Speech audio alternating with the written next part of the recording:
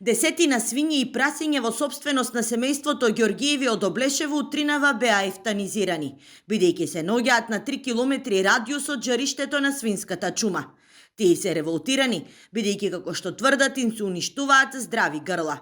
По неколку минутно препирање Ѓоргиев се предаде и дозволи ветеринарните инспектори да си ја завршат работата.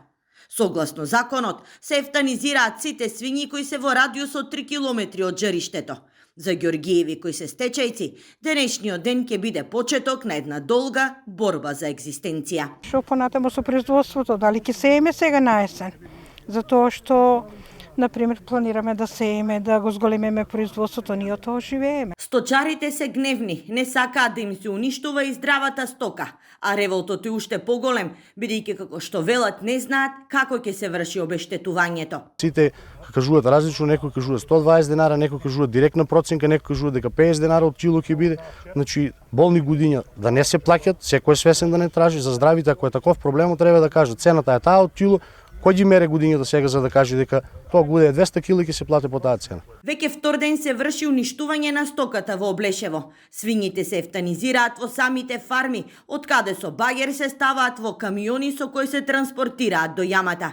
Сточарите се категорични дека власта не прави доволно за да се спречи ширењето на болеста.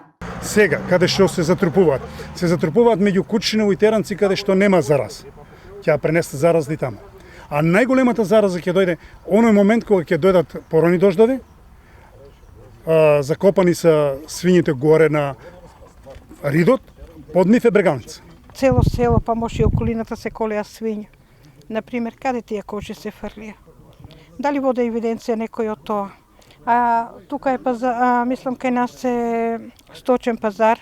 Сите од страна што доаѓаат фрлаат кучиња и ги оставаат тука. Уништувањето на свињите во источниот регион ќе предизвика уште еден удар врз сточарите.